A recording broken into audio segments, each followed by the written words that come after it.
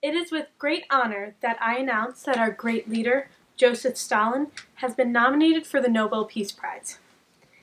He is partaking in a goodwill tour and recently talked at the General Assembly. While there, he proudly defended communist ideals. Also, we are leaving troops in Manchuria, but not taking any definitive steps towards China. We wish Mao Zedong good luck in establishing a communist state in China. Thank you. All right, looking for questions. Right from the front. How would you describe your relationship with the United States at this point in time? Not the best. We have not been very happy with the way they are treating the Soviet Union. We just are mad at them in general.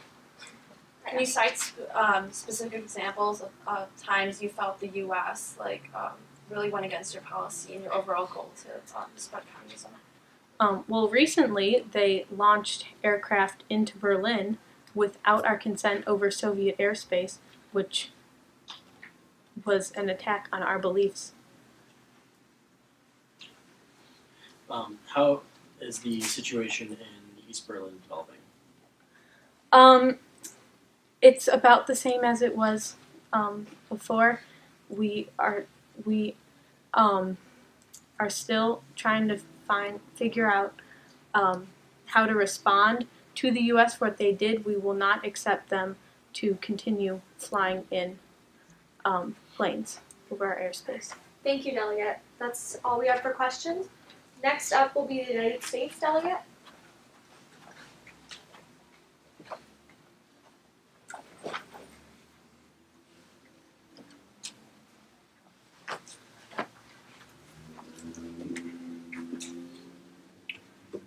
Yes, sir.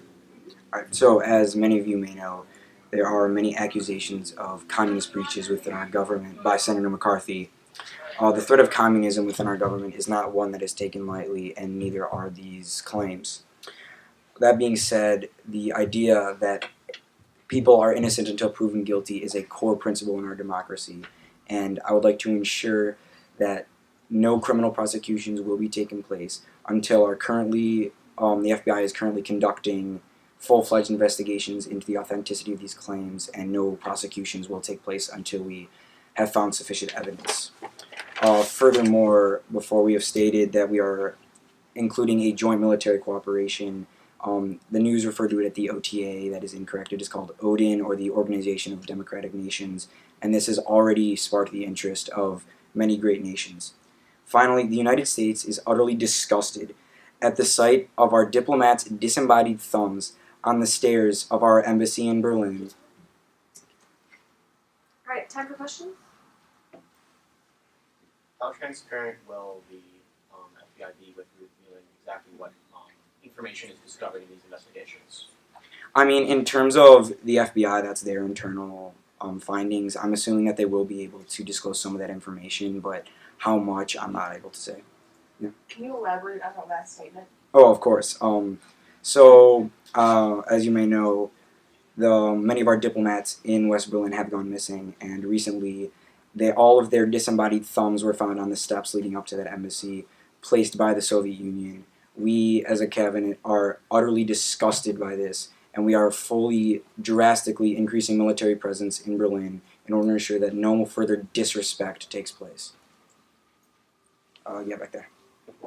Are you just assuming that it was the Soviet Union, or was there a message left with the thumbs? I mean, at this point, considering that the Soviet Union and the United States are the only two major powers currently in Berlin, I think it's fair to assume that is. Yeah.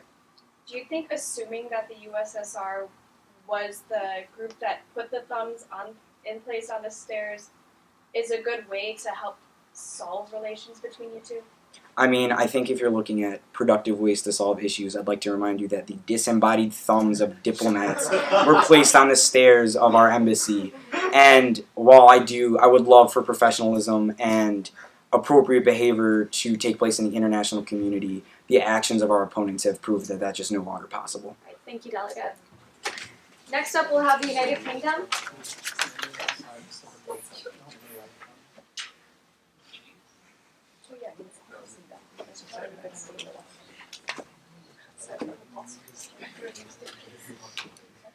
I would like to begin by saying that the United Kingdom has recently made great strides in regards to our agricultural issues. We recently made efforts to nationalize parts of the agriculture industry in order to make prices more fair and labor more manageable. Our resolution was extremely successful, and we were actually able to essentially get rid of some protests that were erupting. We are very excited about this, and from there we are continuing to look inward and improve and modernize our economy. One part of this will be exploring cost-effective trade alliances as a part of these improvements.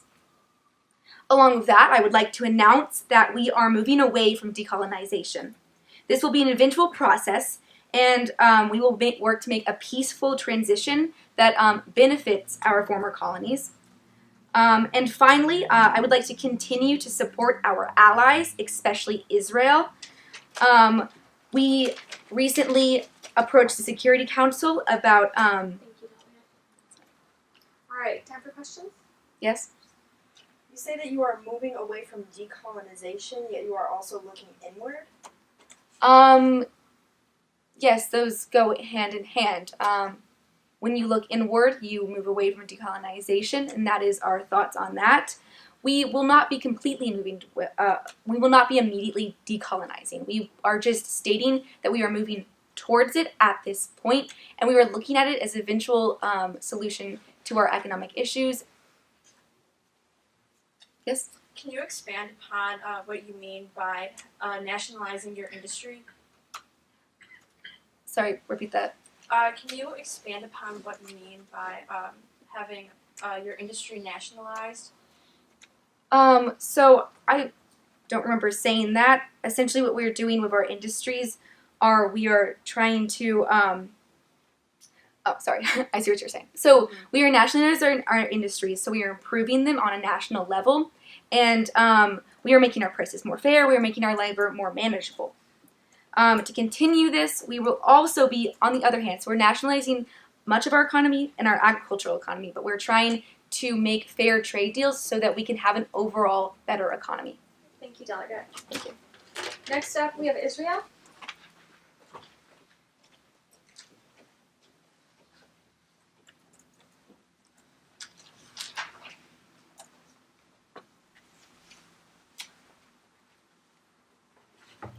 Good evening. Today is a historic day for Israel and the Jewish people as a whole. It has been 100 years, over 100 years, since Jews have been able to have control over their religious sites in the holy city of Jerusalem. And today, the Israeli Defense Forces have breached the city, despite threats from the Arabs to destroy all but their own holy sites. I am proud to report that the IDF has protected all of these places.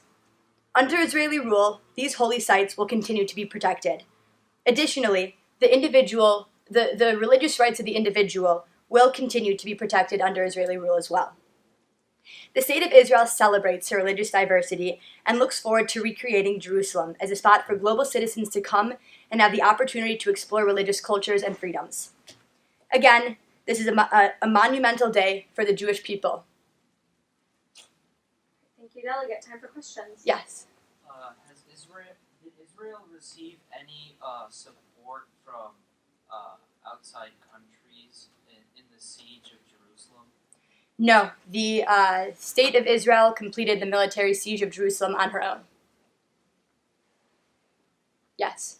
How can Israel say they're attempting to continue with religious freedom while simultaneously slaughtering a group of people that was on that land? I don't understand your question. Would you rephrase it?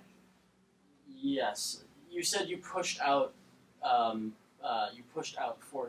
people that were on that land you now cultures, correct? Yes, we were able to remove the radical Arab troops from Jerusalem and have now reestablished the tranquility of Jerusalem. Okay. then There's no crosstalk here. Let's move on to the next question. Yes. Will Arabs and other ethnic minorities living in Israel receive citizenship? Israeli citizenship? Are you the people who are living in the Arab state of Palestine have their own citizenship, and those who wish to receive Israeli citizenship will one day be able to. At this time, actually, all Israeli borders are closed to all immigrants, regardless of their religion. So at this time, no one, for just the time being, is able to receive citizenship. But in the near future, we would hope that, yes, regardless of your religion, you will be able to receive citizenship. Thank you, Delegate. Delegate from India.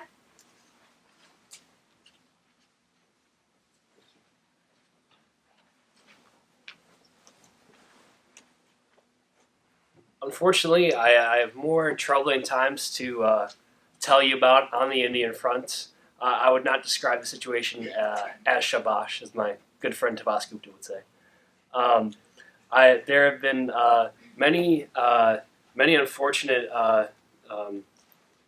events that have occurred as far as our military campaign goes. We have attempted to take the city Lahore just for the purpose of using it as a bargaining chip in removing the Pakistanis from Kashmir. Although it was unsuccessful, we will stand strong and find another way to take back the Kashmir. However, there was some optimism in that there was a great rebellion within the Kashmir of citizens taking a stand against the oppressive Pakistani invaders there. Unfortunately, however, the Pakistanis have taken them and are now trying them as Pakistani citizens in a trial of treason. Now, this is clearly... Can I finish my sentence? Let's move on. Okay, we'll go on sure. to questions. Of course, sorry. How would you call Palestine as oppressive towards the people of Kashmir when India has also had many oppressive actions towards the people? I cannot think of a oppressive action that India has taken against Kashmir and Pakistan. I can tell you a few things the Pakistani government's done, including sending tribesmen that have committed mass rapes and murders, so much so that regular citizens were pushed to the boiling point and went against their oppressors, and without any guns or advanced weaponry, killed over 150 oppressors. So the Hindu minority has really taken a stand against this such clearly oppressive behavior. Did you just praise the killing of 150 Pakistanis? Well, not necessarily. I didn't praise any killing. Violence is not what you hope for. Unfortunately, violence is what was needed. That's the reality of war. We praise when our side of any war wins, even though we know that requires the death of possibly millions of people. So I'll take it more and just make the sentence there. In an address to the Security Council, an Indian cabinet member stated that the instrument of accession gave India the right to Kashmir, and that any challenge to it would also challenge India's claim to the other princely states. Is India's interest in Kashmir only for the sole purpose of maintaining its claim to power over the other princely states, such as Punjab?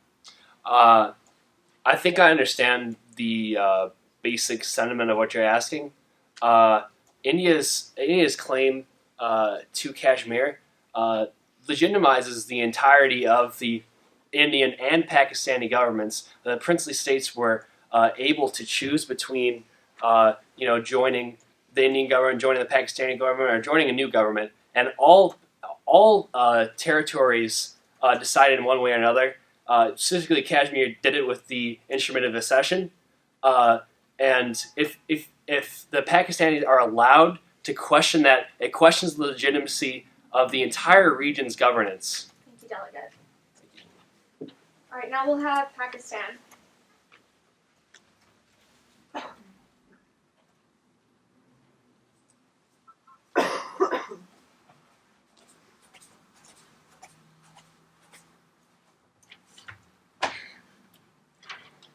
We are deeply saddened to announce our Governor General Mohammed Jinnah has died. The Pakistan cabinet is grieving right now, but that does not mean that we will stop our fight for the peaceful Muslim homeland he dreamed of. Although we are mourning the loss of our great leader, Pakistan will remain unified. We are continuing to seek a peaceful resolution to the war with India. We are communicating with international organizations in the hopes of achieving just this. Thank you. Any questions? Yes. What is your response to the as the Indian delegates said to the uprising and rebellion in Kashmir? The events in that area were slightly disturbing, and in no way are we trying to oppress the people there. We sent in more police officers just to keep the peace and protect our own people. No means are we trying to oppress anyone else. In fact, we were taking a couple steps back from them, just so that everyone's on the same page. Yes. Do you suspect Indian involvement in the assassination? It was not an assassination, it was a natural death. Are you certain? Yes. Yes. How did any attempts of peace talks go? Well, we have contacted the United Nations Security Council, in which they have offered us much help in overseeing talks with India in gaining peace in this war. We have also talked to the United States Cabinet, and while they haven't officially stated that they will provide any type of assistance, they did seem hopeful that they would be of some assistance. Thank you, Delegate. Thank you. So at this time, our historical cabinet representatives will move into our holding room and we will have our present day delegates.